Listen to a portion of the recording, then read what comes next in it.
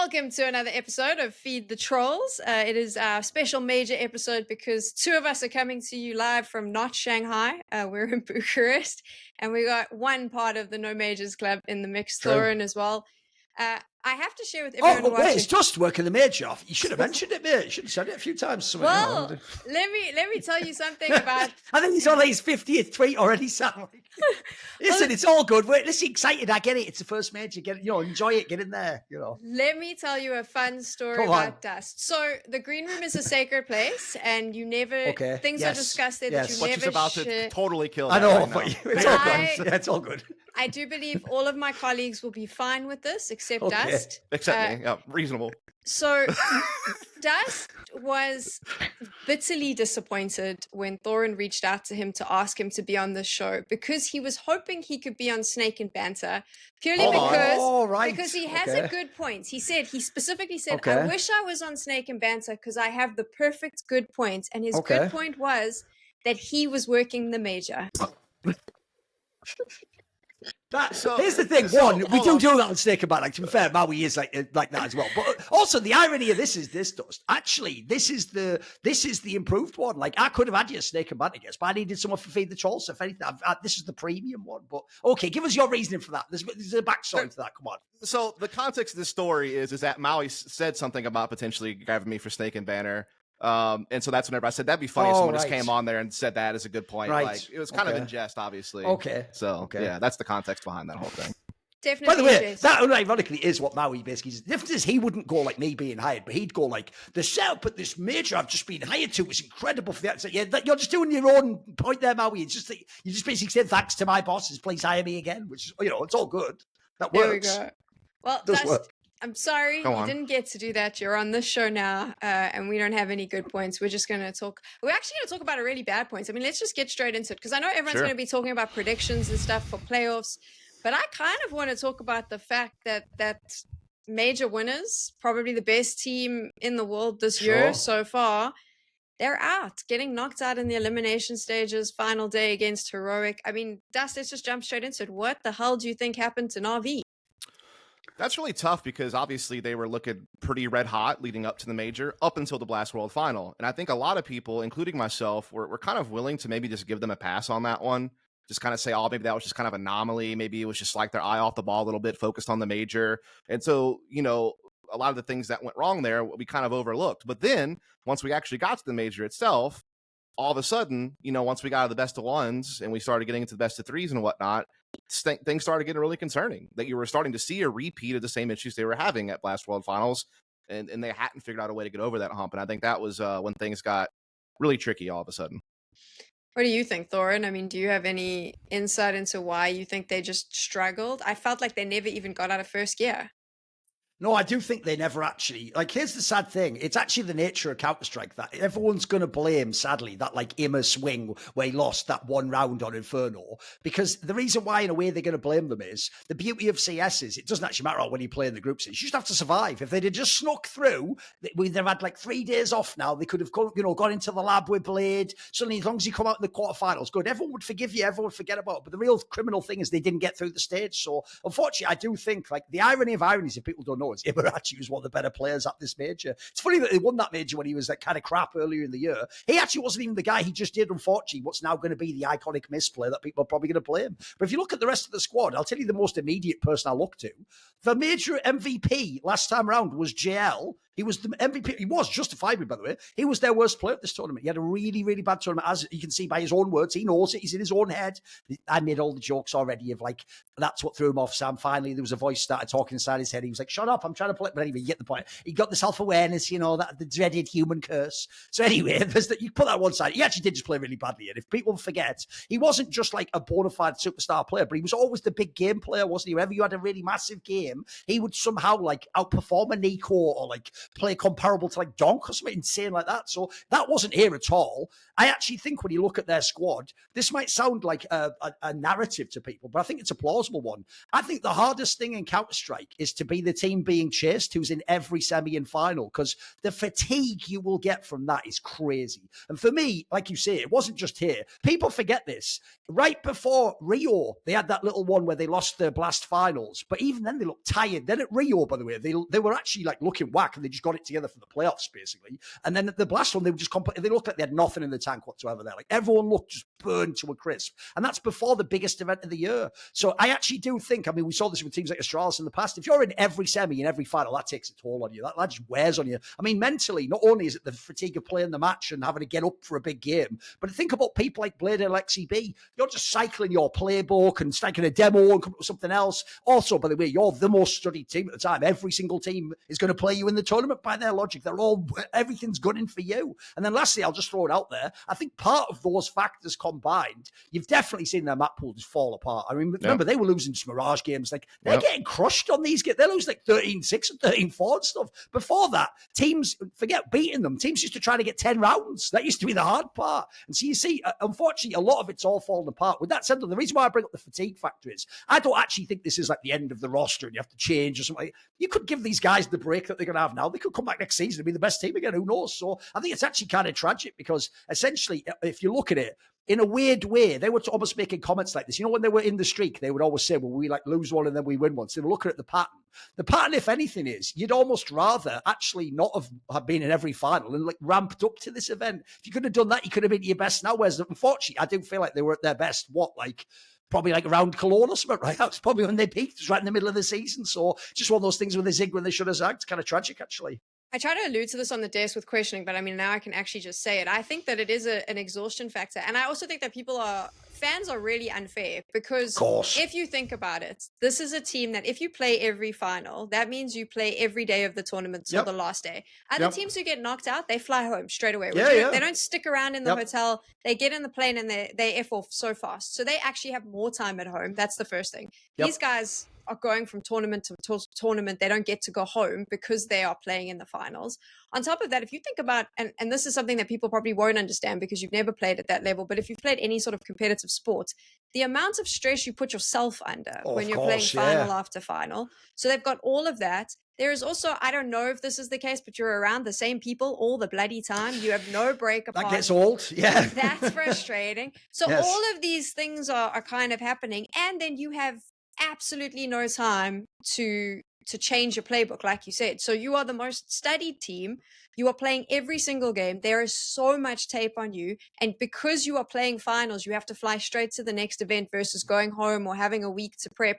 So you have no time to change that playbook. I just think the fact that they were winning, and this sounds ridiculous, but the fact that they were winning so soon in the year actually was their downfall now. And I think Harry said it, like, heavy is the head that wears the crown, but that is where they were at. They had no time to change anything, and they came into this probably exhausted, shattered. And I also do think that the pressure maybe got to them because this was a team that used to be like happy and smiling. That's true.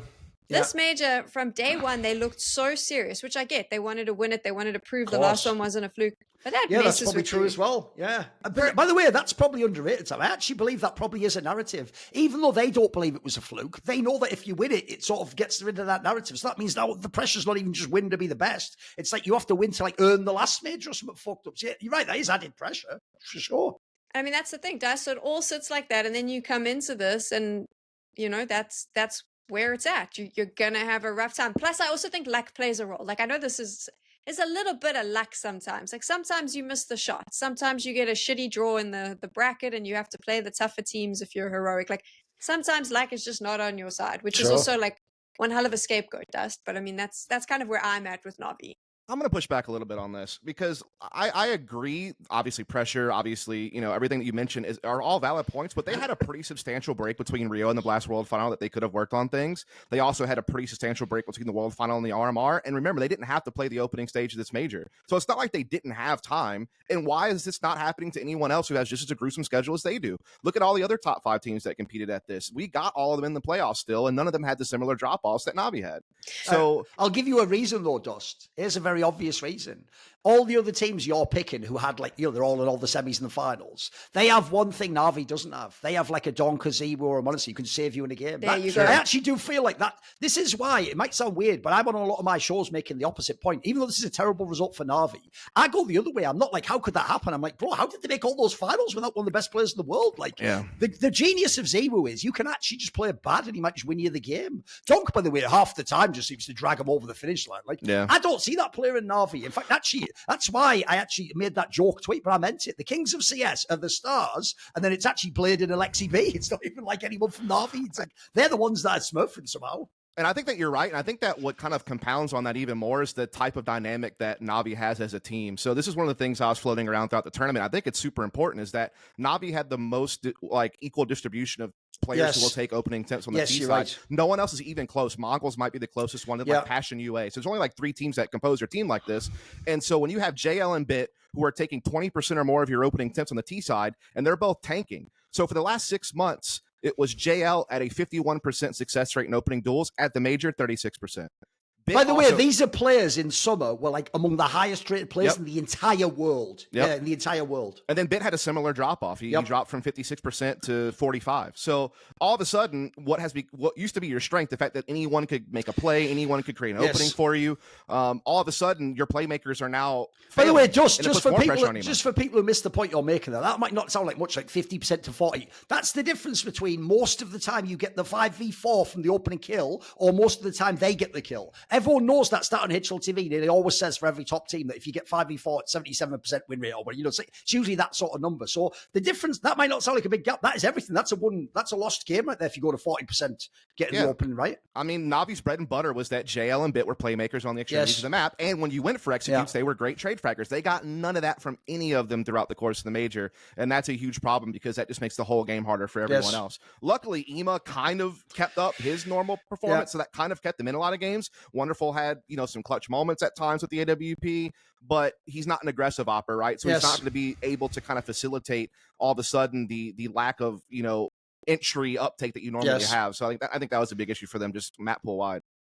I also think it's like Thorin said, that they don't have a standout player. I said this to you, dusT, and I stand by this. I don't think Spirit would have got to the playoffs if it wasn't for donk just carrying them, kicking and screaming, in my opinion. Like they are so lucky that they have that player. I think NAVI's incredible, like the beauty of the NAVI story was that they didn't have a standout player. They all worked as a team. The problem is when everyone's tired, everyone's fatigued. It's pretty damn hard to start working as a team. You are going to feel frustrated, and they probably feel it more when they have a drop off from a player than most, because they don't have, like Thorin said, they don't have the standout player. So I mean, dusT, for me, I don't want to see this NAVI roster change at all. I don't want a roster change. I like what they are. I think that they can still be the best in the world, but do you think that they're going to now start trying to consider if that's an option for them? I think the only way they would consider is if it was already something that was in the works. I don't think this one result will just immediately kickstart a conversation. Now, if there was already one festering, this could certainly throw gas on it, but I don't know that you'll just kickstart a whole new conversation because, look, at the end of the day, a couple tournaments that have gone wrong, sure, but still overall a pretty valuable team. Still one of the better map pools in the game. Yes, I agree with Thor on the fact that Mirage failed them so heavily these last couple of tournaments was a huge bane for them because that used to be a map that they could count on. All of a sudden now, now it's not an auto. That was like an auto. By the way, at one point when they had the 12-map win streak, their stat on that 3-month thing on HLTV was 92% on Mirage. That's as close to an auto win as you can get there. That's insane. Then they went to losing 6 out of their last 9 games on the map. So it's just like, what the? And here's the other thing. I will say they actually course corrected their nuke because nuke was another vulnerability that they were facing in the map pool. They actually course corrected that and actually beat Heroic on it. And I was like, oh, okay. So maybe they have put themselves in position now. Sure. But then they got steamrolled on Ancient. Which that was mega for them the whole season. Yeah. That was a mega map. So that was really wild to see that happen. Crazy stuff for sure. Okay, so here's a question for you, gents. Go on. They're not going to win the major, but at the end of the year, when we look and we say team of 2024, I think NAVI still takes it with or without this particular major. Here's the thing. In theory, I think they should be anyway. This is actually something that's contested on some of my other talk shows. Because if you want to go purely just on trophies, obviously, if Vitality wins, they'd have Cologne and the major, which is pretty good and a lot of very good performances. Spirit, if they won, could have kind of 8 in a major and they had some decent runs else. But I would say, if you want to talk about a mixture of both the trophies and thinking of what we saw Navi has to be the team of the year. I mean, not only did they like define the year, I'd even say if you look during that finals run, it's not really that like they lost. It's that Navi lost is the story. It's not that like, oh, G2 beat them or like, if anything, like actually Navi was the defining storyline on all those tournaments. For me, they were, I even put this point on another show, but I'll burn it here as well. It goes, here's how you know Navi was the shit. Because I can tell you, the most elite pro players in the world have very big egos. Like they don't even think the other elite player can beat them. Never mind some normal player. All you need to know is this is how you know the other players in World Counter-Strike also agree that Alexi B and Blade have just done a godlike job with a roster of not superstar players, because it's implied even if G2 or Vitality win this major, they are going to change their roster because of Navi, because they're sick of that team. That, like, if I'm Zero, I'm like, well, who's supposed to be better than me on this team that's beating us? Like, I'm supposed to be beating those. I actually think that's how good this team was.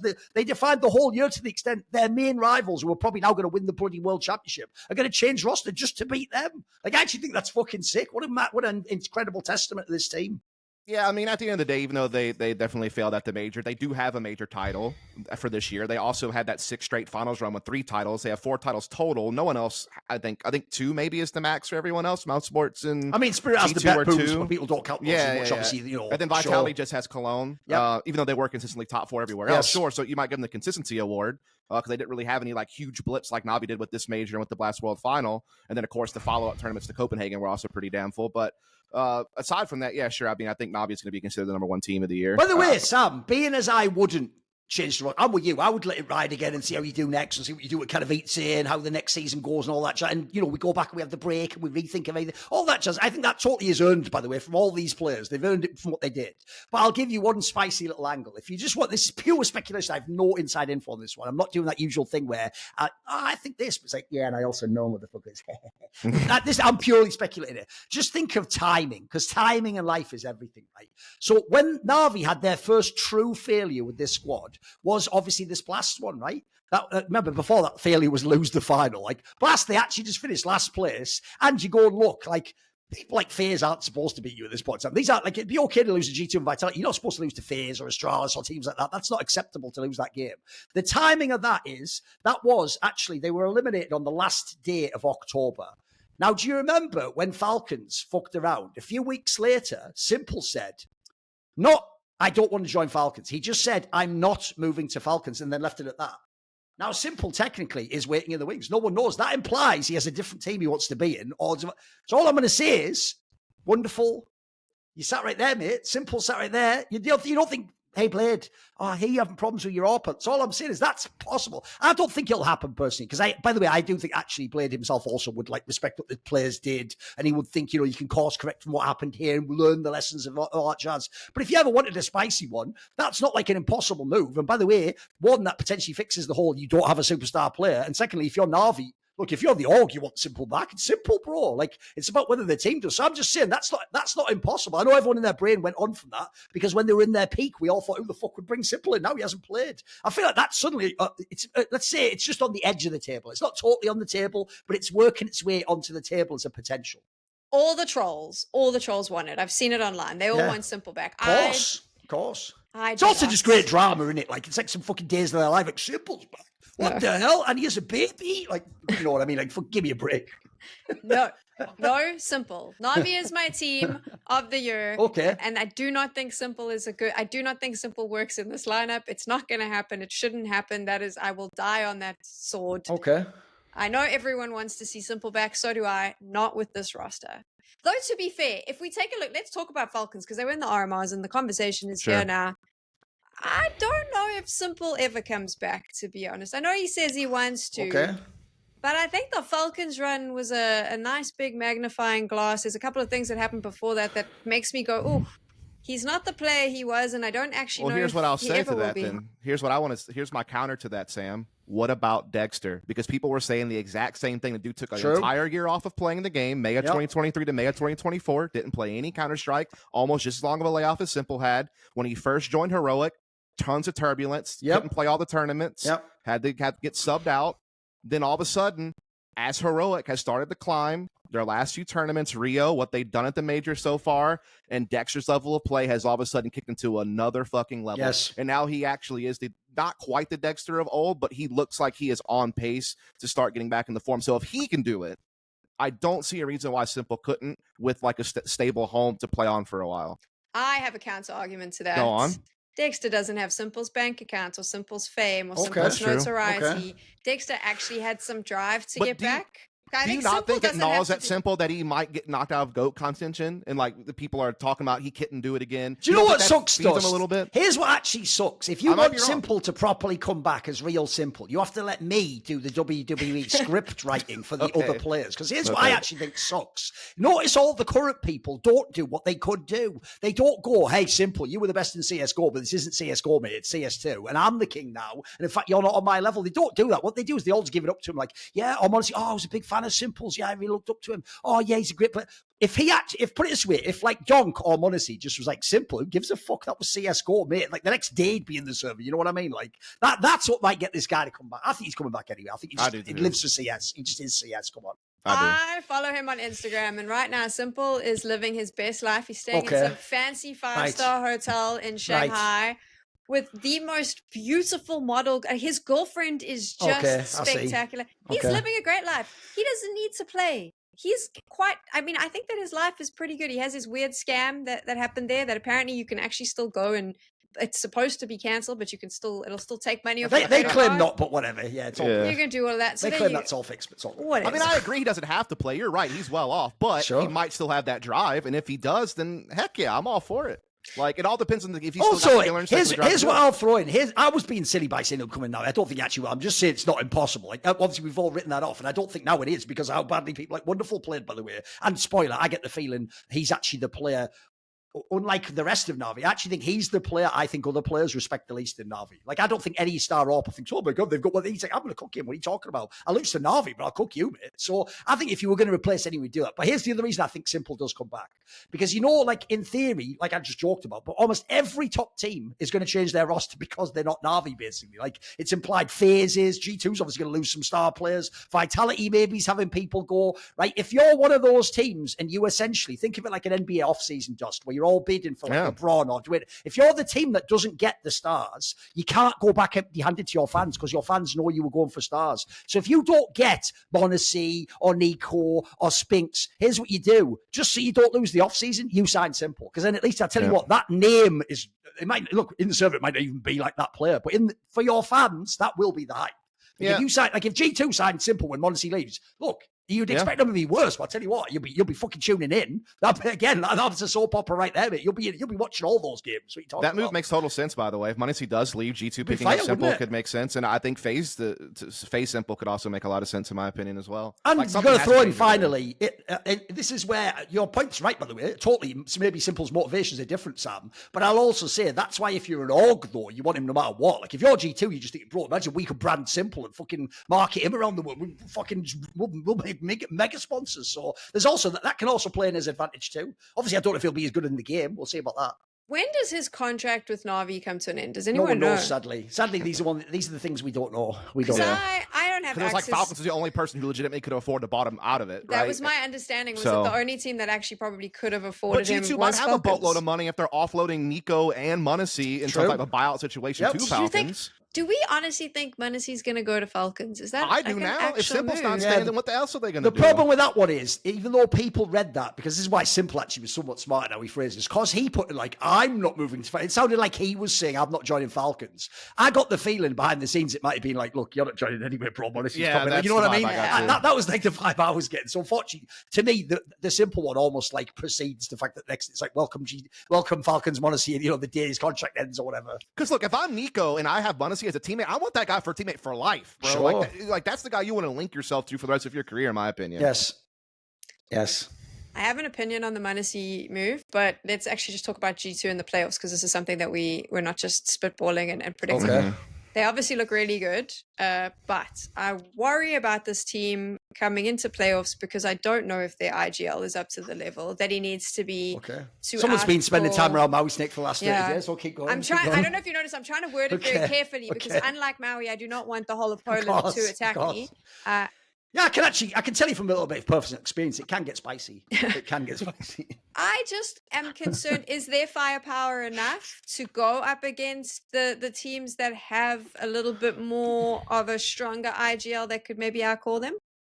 I mean, sure. I mean, here's the thing. Like, I made this reference on the desk, and it's something that Thorin will appreciate as well. Is like, there's a concept in StarCraft 2 where you build a unit composition that's just so strong that you can just A move, and without any type of actual planning or strategy or coordination of how you route your units, they will just bulldoze the opposition. G2 can just do that. They have the strongest opening trio in Counter-Strike. When you have dusT, when you have MOUZ, when you have Nico, you can just trebuchet them into a site over and over and over again, and they will oftentimes trade your way into a winning situation. So yes, in theory, they could. They've done it. They've already won 2 titles, right? They've already had some good results since they've been in Shanghai. But will they do it on an in and out basis if their initial game plans start failing and one of their players is having an off game? That's where they're going to have the issue, in my opinion, is the adjustment factor. Yes. Do you think that Nico is actually making a lot more calls behind the scenes than we realize, and taking a lot more of a leadership? This is where I could just play right into that, but I'll just be fair for once, and I'll just say that. Actually, I do it all the time. It's just I'm pretending I'm not in my character, right? Which I'll just say this: Nico saying that also is like the ultimate bait for people like Maui, because now any good call he can go, that was probably Nico. And then he doesn't like. He's like, no, bloody Snax. You know what I mean? For all we know, Nico made the bad call. But I will say, put it this way: that was always, in my opinion, one of the reasons why I thought G2 recruited Snax and why Nico was fine with it, is I get the sense, if you look at Nico's history, it's not actually that he wants to be the IGL, but he also doesn't want the IGL to be really controlling. He seemingly wants to have total freedom himself to make his moves and have input with the IGL, but then he also wants the IGL to run the rest of the team. And so, to me, that's why actually people like Snax and Oxy make more sense for Nico. So I could believe it. Nico's making some great calls, but again, I don't want to be unfair and just be like, he makes the good ones and all the shit ones are Snax. Like, we can't know that. That's pure speculation. You know what's the weird one for me, though, is like, I've watched a lot of G2 film preparing for the major, and they have a lot more openers than they show. And that's why I wonder, like, where are all these other calls I've seen them make throughout the course of the year? Like, I've seen them do different stuff, look more dynamic, be able to do varied stuff. And I don't know if it's coming from Snax or Taz or Nico or a combination of all three. I'm sure there's a lot of voices. I'm sure sometimes dusT maybe calls his number on a play he wants to go for. But then I watch them, and I'll give you 2 different examples. One was the example against 3max on Ancient when they ran to A 5 times in a row, and they just won, though, anyway, because they were just trading and they had simple utility and it was enough.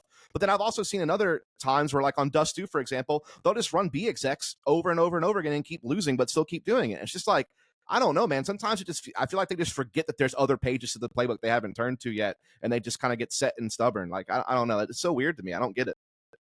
I mean, they're still one of the strongest teams, right? So sure, we can say all the stuff we're saying, but there is a very good chance. And I'll give Maui credit as well. Like, he may have been a little bit rude about Snax, but he also said at the start of the RMRs that he's got G2 to win the whole major. He just said now he's picked them as his team to win. Yeah, he told By the way, I think that's actually somewhat telling. Is like, for me, the obvious favourites is G2 and Vitality now. You have to say that, like, just with who they are, who the players are, the experience level, etc. The real problem they have is this, Sam. I actually think it's the same problem they've had this whole season, is their team only has 2 settings on the dial. It's not even a fucking dial, it's just a switch. The 2 settings are 3 or 4 stars at shooting people, in which case they are actually probably the hardest team in the world to play. Like, when their firepower is on, even NAVI couldn't stop them. But when the other flick of the switch is, it just all goes to shit. Like, they're such a fragile top team for me. That's why, unfortunately, I think a lot of people don't give Snax his credit, because they don't feel like they have the baseline of team play that they can fall back on when the individuals go. They do very much live and die by the individuals. But I tell you what, when you have like probably the most talent stacked group of individuals, when you're on your day, you can beat anyone. So I don't know. For me, I could see them either like win the major and just blast it like old school VP 10 years ago, or I could also see them just like fucking go out in this quarterfinals and look a bit wacky. I think it's actually, I don't even think they know. I feel like a lot of it's just like how they feel on the day. What do you think, dusT? I just think the inevitable city final match is going to be G2 versus Vitality. I just think Vitality are better.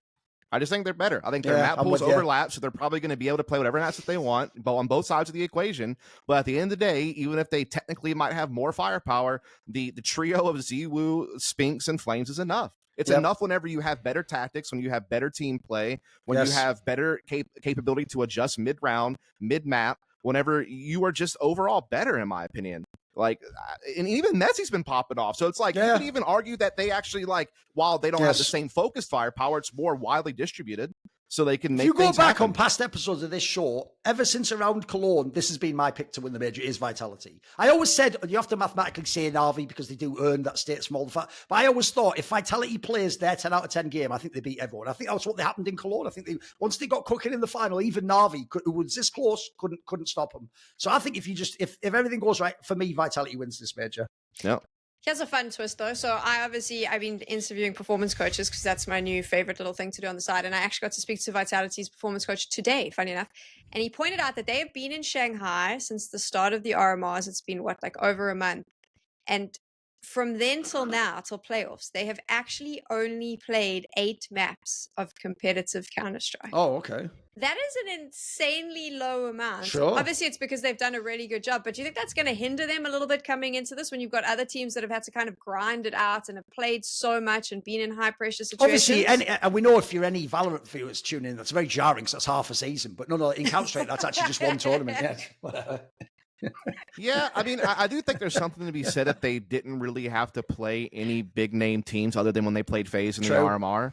So in that sense, yeah, they had a pretty easy waltz through in this stage. They played Gamer Legion Fury and made Brazil, so it's like they didn't really have to do a lot. But you could also make the argument that that's allowed them to kind of stay relaxed, not get to a point where they feel overtaxed, maybe focus a little bit more on preparing things for the opponents coming up into the playoffs and, have that rest, have that recovery and be able to just kind of focus up for the playoffs themselves. Like, I'm not concerned at all. Like, I think their consistency throughout the course of the year has proven to me that they should be fine in this situation.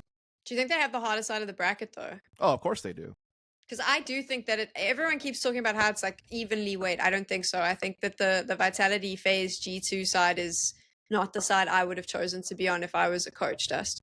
You could even argue, by the way, that, like, bearing in mind, like, Mongolz is on a heater right now. You could, look, I think Liquid had an easy run, but you could argue Heroic's peaking, like dusT said, Dexter's getting integrated. You could actually argue that Vitality has the most dangerous of the big names. They have the most dangerous round of 18 because no one expects anything from FaZe, but they are all battle-tested players. Like, we've already seen it in this tournament from Rain. He could just win you a map.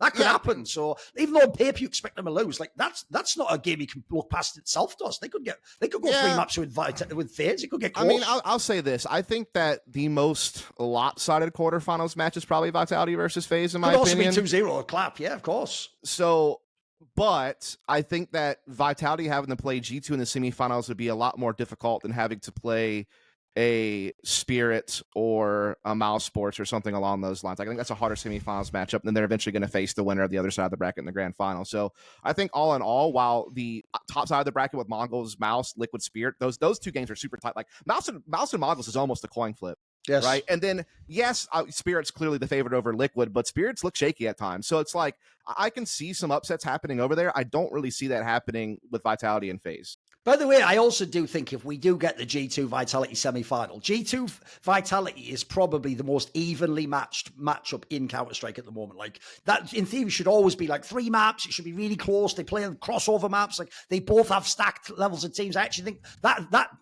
the dreaded that's the real final. But I do say that having on the past final, Major said that fucking Vitality versus FaZe was the real final, and then neither team won. So take that grain of salt. But the real final is G2 Vitality. Come on.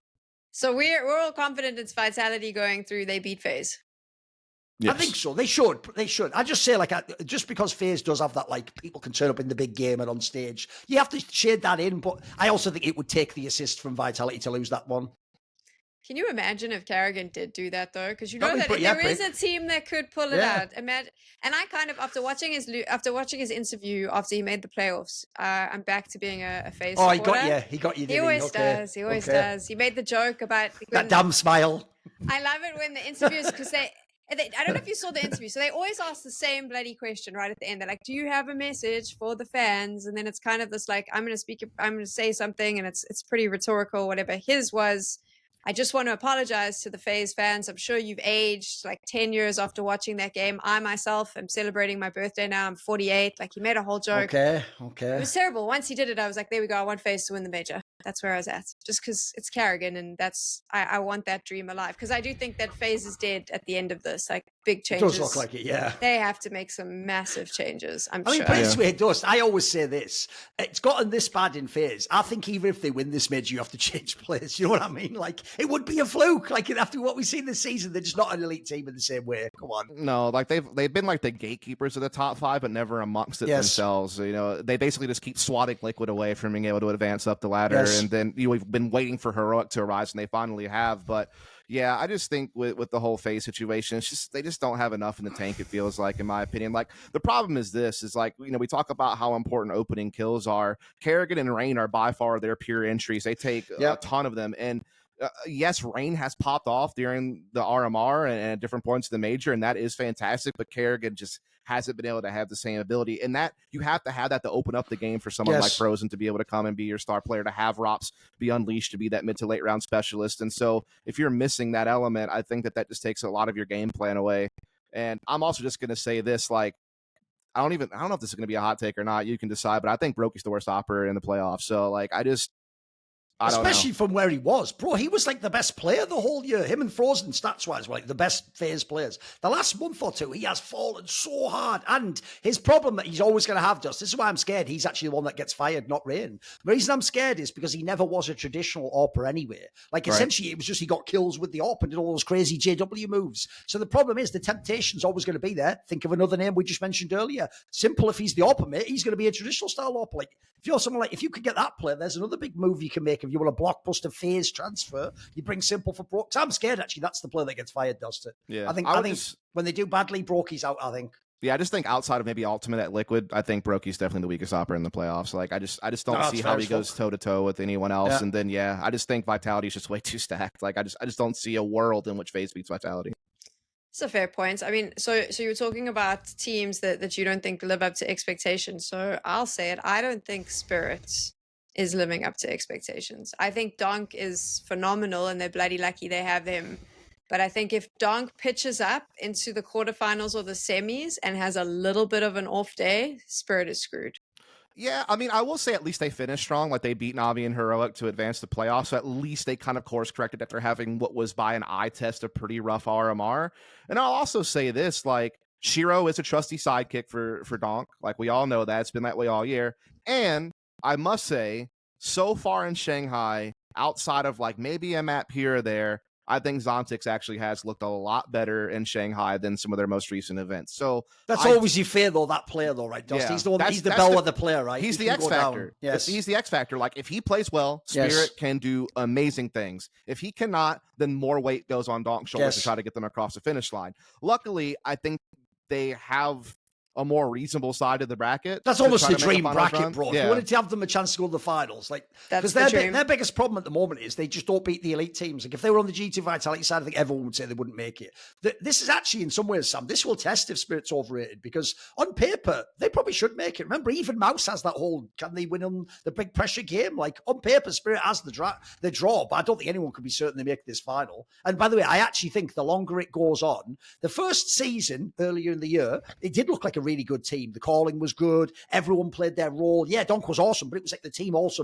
Now donk just fixes their problems now. He's like the magic eraser that just like stops them actually failing the game. The difference is, when we had that NAVI discussion, donk can win you a game that you had no business winning and everyone else was playing shit and the map pool's gone and you're calling badly. But I tell you what, he's going to have to like insanely giga carry to get them to the final, because as you said, they just like sort of got into the final, the playoffs through the 2-2, but sorry, they were 3-1. Mm-hmm. But he had to go fucking, wasn't he like the highest rated player in the whole tournament when they did it? Like, he had to be giga carry just to get to that point. So it's a bit worrying, because, by the way, he is at 17. He's allowed to have an off game. I mean, he isn't in Spirit, but he should be allowed to have an off series, for fuck's sake. I was going to say that, because I was like, he is a rookie. And I think that this is like, it's actually the perfect, like, it's the juxtaposition to NAVI, right? Where you go, okay, if none of their players show up, they have a problem. Or if some of them are having a bad day. But I feel like for Spirit, if you have a star player, it shouldn't be completely up to him. No. And the fact that it's, okay, if you have a bad day, like, your team will probably lose. for a 17-year-old rookie, I don't care if you're the best player in the world. Like, you cannot put that on a player. You cannot, and no player ever plays at the exact same level all the time. It's just not physically possible. It should also actually be impossible for him specifically because he's so aggressive. Like, if you were like some blame F character, you can get your numbers every game because your style means you can sort of pick some of the confrontations. Donk really is unironically just running through brick walls, and he can just do it. He's just the Terminator. Like, I don't know how he does it, but he actually, I don't think people know, he shouldn't even be able to get as consistently successful as he is now. Like, how he does it, I don't know. It's why everyone's actually wigging out and low key. But some people are going to give him Player of the Year, like in his rookie year, like he's that good. These he's are our brain. Yeah, I mean, here's a couple things for me that give me some hope and spirit. For one, I feel like they have made a slight shift in how often they are sending him in first. I have on some maps being seen like Chopper more willing to go in first to set him up or leave him alone in a position where he's not forced to have to do anything too crazy. That's good. And allow him to just kind of let the game come to him, play a little bit, more slowed down. MOUZ is the biggest example of this for me throughout this tournament and throughout the RMR. MOUZ looked like a weak point whenever they were going to Shanghai. Massively, yes. It massively improved their MOUZ. And I think part of it is because of how they've kind of shifted donk's responsibilities. Right. They've been able to kind of slow things down a little bit and play things a little bit more methodically rather than just relying on him being, sent solo into a site. And the great thing about their MOUZ being improved is that they're also still elite on Nuke. They're also still elite on Invertigo, so you have to ban that against them. Their dusT still looks really good, and their Ancient even has looked good recently. So I think they have the pool to make some things happen here, in my opinion. And again, I think Zontix on average has been there. If he can keep up his form, they're going to be all right, I think. Zontix is the player I've noticed. This is how you know people are over-focused on Donk. People only mention Zontix when he has his bad game or bad tournament, but they never bother pointing out that, like, if you ever go and look, he'll then have, like, a bounce-back tournament the next tournament, and actually he has many games where he did live up to par. The other problem he has, by the way, is just eye test-wise, he doesn't look super skilled. He really was just body-shotting people. So, but it is just unfair. He's I agree. Just like Donk is, and Donk is a phenom. So it's I'll even give you another angle. Obviously. Here's the other angle. He's not only a rookie, he wins clutches, for fuck's sake. Like, that's really hard as a rookie. Like, anyone who wants to, like, kick Zontix out, look, I would say I would trade him for Perfecto because Perfecto just is also awesome. But, like, there's not many players I would gamble taking this player out because that's where the rookie factor is mistaken. That means next year he could be even better for all we know. Maybe next year the floor of his game comes up. He has less of those bad games, and suddenly, like, he's a consistent third player in the. Then all of a sudden we'd have a different conversation about the Spirit. Now Donk doesn't have to carry every game, so I feel like people are way too harsh to Zontix. He certainly is the player that can drag you down, but he also has plenty of games that are good.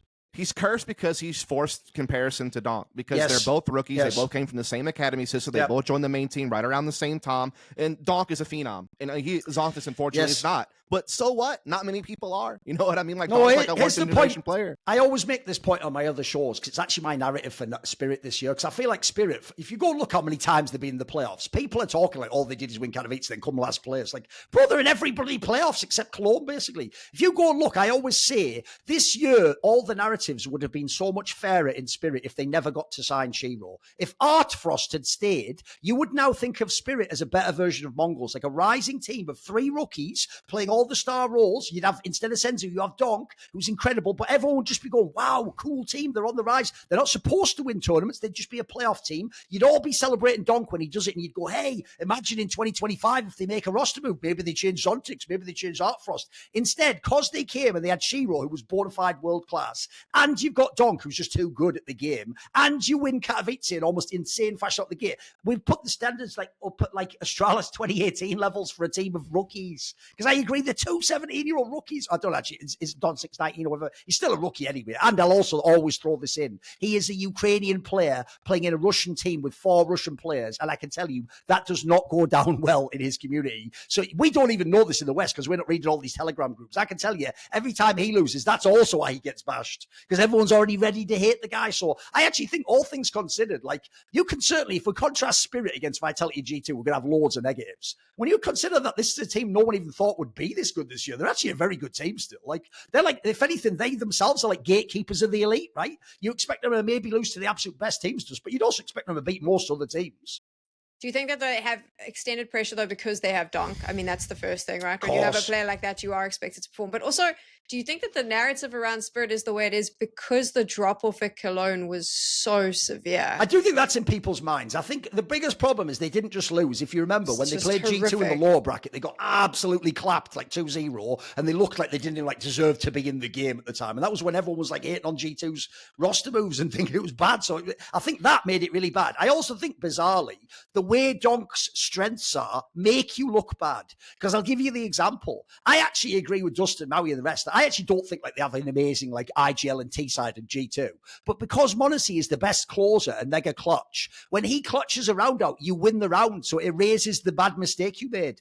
donk, unironically, does the opener and gets you a 5v4 or a 5v3. When you then lose a 5v4, 5v3, it always looks bad. That will always look like you fucked it up. It doesn't matter that the joke is you might have opened with 2 kills from donk and then, you know, fucking Ziwu might have done a 4K to win the round, but your brain goes, we were 5v3. You're never supposed to lose 5v3. So I also think it makes Spirit just look bad because they have the ultimate opener.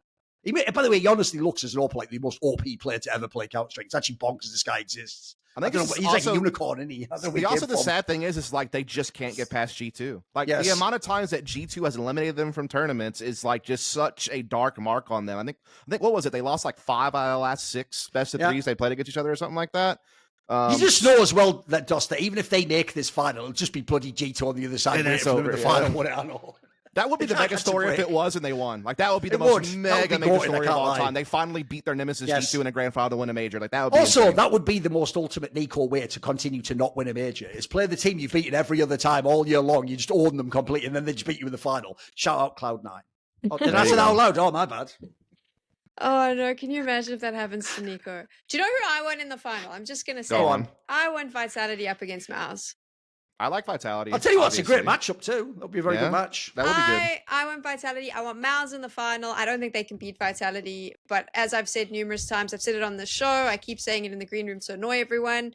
I want MOUZ in the final. I'd love a MOUZ victory would be great. I just want them to screw up everyone's plans to change their bloody roster moves next year and mess everything up. I think a grand final could do that. And I know that the eye test says that they are not where they need to be. I know they haven't played at the level they need to be, but I don't care. I want MOUZ in the final. Yeah, by the way, that would be the funniest story too. MOUZ wins the actual major, and then still all of them just get sent to other teams. It's just a waste of everyone's time. I mean, it's hard not to like MOUZ though. Like that's the big thing because like they are tactically one of the strongest teams in the scene besides like NAVI and Vitality that are right up there with them tactically. TorzY, most underrated opera I think in the world right now. Super fantastic at the roles that he has to play. I think the big issue for them is just that Xerxen seems to fall off when it comes to the bigger tournaments and bigger matches. Whereas I see TorzY kind of hold his own and Jimmy holds his own and Shui is even like outperforming what he normally does to a huge degree in Shanghai. It's just for whatever reason, like Xerxen goes a little bit missing. I think that's like such a big hiccup to try to get past. But look, they could do it. I just think for me, unfortunately, they have like a horrible bracket draw in the sense that you have a red hot Mongolz against you. And honestly, that's the hardest match for me to predict on who's going to win. Like, I just have no idea. What do you think about the Mongolz, dusT, seeing as we're here? They're so good, bro. They're just so good. They have done, I mean, they are, it's weird because we've had other teams from Asia come out and do some stuff, but it's been based on like gimmicks and like just mechanics, and they don't really do a whole lot. You know, this is the first time we have a team from East Asia in the playoffs of a major. Like, that's incredible in its own right. I think they're one of the most complete teams we've ever seen from Asia, in the sense that you got a fragging IGL and Blitz. You got Senzu, who's a great flashy aggressive rifler. You've got, you know, Mizzino, who's evolved from timid, passive, extremely rifle to playmaker on the edges of the map and confident. Still 17, by the way. Anchor. 17-year-old kid. And then after all that, 9-10 is the best opera we have seen out of Asia in CSGO and CS2, period. I think I stand to be corrected here, but I'm pretty sure that the Mongolz is the only team where every single one of their players has never played in the playoffs of a major. Oh, certainly, yeah. They can easily say that, yeah. Easily. I think every other team has someone who can kind of go, okay, we know what to do here, but they are coming in complete virgins, if you like. No, I believe that's correct. Yes, you're right. That's mental as well. If they do get further than the quarterfinals, that's mind-blowing. Also, shout out to Sam for just saying everyone else is complete virgins, but yeah, whatever. She meant in the CS experience level, you know, that's, we're not telling any secrets, but probably are some also on some other teams, but you know, we're not getting to that. I really have to learn to think before I speak. Yes, you did a Maui snake there. Yeah. But I mean, that would be an interesting story. I just don't know if they have enough in the tank. dusT, do you think they have enough in the tank? I think they could reasonably beat MOUZ Sports. I mean, look, I no, think that not MOUZ, but I know what you mean. Well, unfortunately, that's who they have to play first. Like, I don't make the rules. Like, that is just who was put out in front of them. And I think that they are capable. I mean, we already talked about how talented they play Counter-Strike balance. They don't rely on one particular style. And I think the other thing for me is their map pool is freaking legit. Oh, it is. It's very good. Their map pool is so legit. Like, by the way, before I'll do real analysis, but first, just to address what Sam said there, that is actually a classic woman in esports take, though, Sam. Because all I'll tell you is someone I really love in esports is Smix. She's easily one of the most amiable people I've ever met. And one time in a green room, I was once watching like a big like semi-final or something. It might even have been a major. And I turned and she was crying. And I was like, what's wrong? And I thought she's just a fan of one of the teams and, they must be losing or whatever. And she unironically, crying, said that she was crying because she said, I love both teams and I don't want one of them to lose. And I just went, oh, but that's the only take I can't fuck with. So get out of here. I said, the whole point is this competition. We want one of them to lose. Like, what? I'm pretty sure I said something so similar to yesterday when it was Navi versus Heroic. Right. By the third map. I think we were like halfway through the third map where I made a very similar comment where I was like, my heart is going to break. Sure. No, I think I might have actually said it on the desk where I was just like, my heart's going to break no matter who wins this. Very similar. Yes. There you go. Emotionally attached. Listen, that's why we love women. Now, getting back into this point. On the actual Mongolz one, here's the only problem they have, is if you look at their track record, they're very rarely in playoffs, and so they haven't really had big pressure games. By the way, I was at the Espo event where they just lost the bloody Ense out of nowhere. I still don't even know how they did that. On paper, they should have won that all day long. So the one concern is obviously, and it goes in line with the fact that the average age of the team is like 20. They're really inexperienced and really young. Double. Like, it's one thing to be just like inexperienced, but you were like, you're on top teams, you had 2 or 3 years. They're both. So I think that makes it just hard to like actually be your best on stage. If this was just a group stage game with no nameplates on, they're capable of winning this side of the bracket. It's not impossible. And with other people, they have to at least be considered. Like, they'd be a dark horse to do it. They won't be one of the favorites. That's silly. Like, that's not plausible. But I also agree with dusT. It's because if you actually look, you can actually forget the whole they're from Asia part. They just check all the boxes. Like, they've got a young star player who's very good. Senzu, he's mega. Blitz, their IGL, is both actually a good IGL, and he's one of the best fragging IGLs we've got in the game because he does both. He's not just like, the difference is Twist is a really good fragger. I don't know how good an IGL he is. That one's more the dilemma on the other side. So I think Blitz is mad underrated. And yeah, actually, the player who has been the X Factor the last 3 months is Mouzinho. He went from just being like, the whole benefit was like, he's 17, but he actually wasn't playing very well. His numbers have gone way up the last few months. So suddenly the firepower was legit. I also totally agree on the map pool, by the way. Here's the difference. I told everyone not to get overhyped on MIBR because they have no map pool. They were never going to win a best of 3. Mongolz, no joke, actually match up fairly well with a lot of teams. They could get to a third map against most teams in World CS. So I think it's mad underrated. And also, spoiler, when you're really good on Ancient, that's a mega map to be very good on right now. You'll get a lot of teams you can beat because no one's going to veto that directly. You can pick it yourself and tell you what, they're fucking good on that map, mate. My only fear for them is like, yes, they permaban Vertigo and their dusT 2 to me is questionable. And at times their nuke has also been shaky. So like, those are a couple of vulnerabilities that are out there. But I think, Ancient, they're mega. I think at times they've looked very good on Anubis. Their Mirage is very legit. They're one of the best. Inferno's come around lately as well. So yeah, I mean, I do think they have the recipe to, I don't even know if it'd be called an upset if they beat MOUZ Sports. I think it's a pretty equal matchup, but I think they could certainly make it. Also, if we're going to be in a world where we all just hate on VP and Jim for that boring style, then we have to all love Mongolz to incentivize, but they play the style of CS you want us to play. They play up-tempo, decisive CS where they all just react. It's the shit. That's why I don't even do the whole because of the I just am a fan of how they play, mate. I just enjoy watching this team play CS. I don't even think that the underdog argument works for them anymore. I think that they were underdogs, I would say, last year, Cologne, when the sharding, when the Canadian did the noob thing, which ironically I actually have, we're talking about this as well. I have a short on here where I cut that, where he called them noobs. And every time Mongolz wins anything, people go back to that short. Oh, right. Because they search Cadian noob or something, right? And then they just reply and are like, shut the fuck up, Cadian, every time. And I'm like, he's not reading I know. It doesn't go back through time in a time machine and pop up. Shut the fuck up, Cadian. But shout out to the Mongolz because every time they win a game, I make $2. So thank you very much for that because of the engagement on that short. But I think... by the way, here's the other thing. We're all at the moment accepting that they're in the playoffs. Do they have a chance? By the way, if they somehow do win that game against MOUZ, everything in Counter-Strike changes. The idea that team could be in the semi-final of a world champ, that like the scene will be different next year. It'll be a very different world. I also think it is kind of mega important when you think about what's happening with the Valve rankings and invites to tournaments and stuff, and the fact that like smaller regions like Asia are going to struggle. To get them to make it, I think just making it through to the playoffs is kind of gone, hey, hold on, maybe you need to like reconsider the setup, because teams like that don't have a chance to get through now when you change the way you're going to work. So that's got a bigger story to it. What's ironic now, because we're going to start wrapping up, is so we've mentioned pretty much every team. The only time we've mentioned Liquid is to say that Ultimate isn't such a great AWPer. We hyped up dexter, so that was the heroic mention, but we've said very little about Liquid. Does that mean no one expects them to beat Spirits? Here's the problem with Liquid for me, is for one, they haven't really had to beat anyone so far. They got an insane draw. It's not their fault. They've done nothing wrong. Like they 3-0 the opening stage to Cloud9, Wildcard, and FlyQuest. And then in the elimination stage, they lost the opener to NAVI, and then they played Gamer Legion Furia made in Brazil. I'm sorry. That's just not going to impress a lot of people when you get those wins.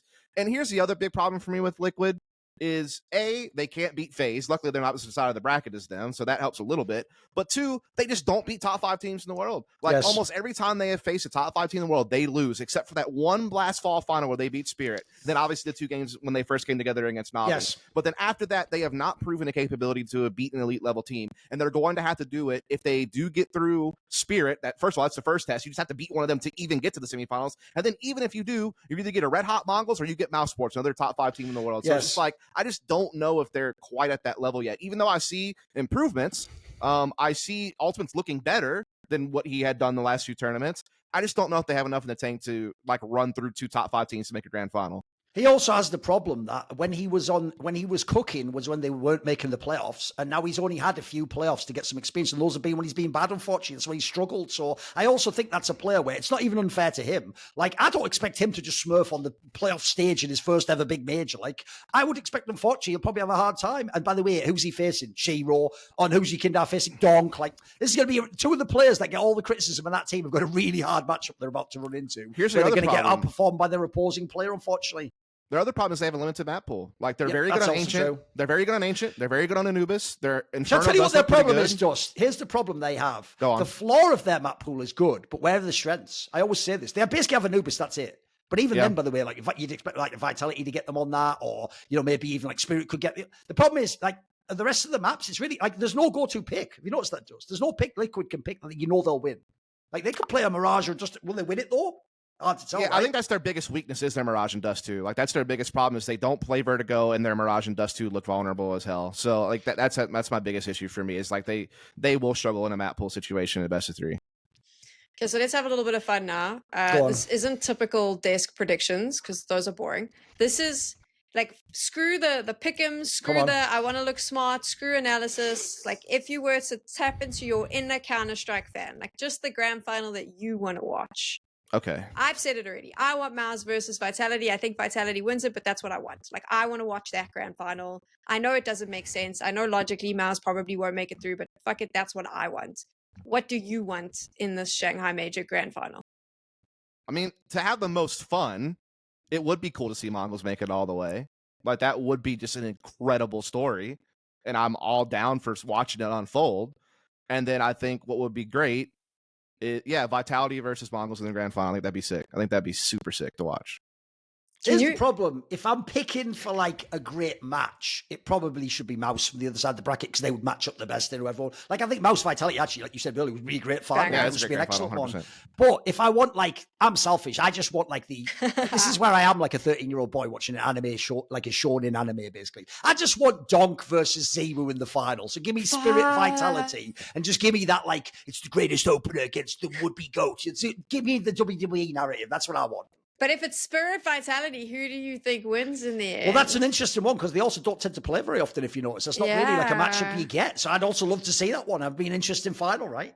And low-key, look, I'll say this now to put all cards on the table. Yes, we all know my opinions about ZywOo, and I will be an insufferable prick if a 17-year-old Russian rookie beats him in the major final, and I will probably never shut the fuck up talking about that dodgy-ass run at the Blast Paris one. But, you know, just put all cards on the table just so everyone knows what's coming. in case it happens. I can just imagine the tilted looks we get from Apex going up against Donk, because you just know that that's going to tilt him to. That would actually, that from an entertainment point of view, I actually think that would match up to the MOUZ Vitality one. He probably wouldn't even call his family to say he lost. He'd just pick up the phone and go, Zonic, yeah, just book the tickets, mate. Yeah. Spinks, are you coming with me or what? Like, we're heading off now. We're out. Come on. Messi, you can stay, mate. Listen, I hope it works out well for you. I loved you and all that, but anyway, peace out. I'm out.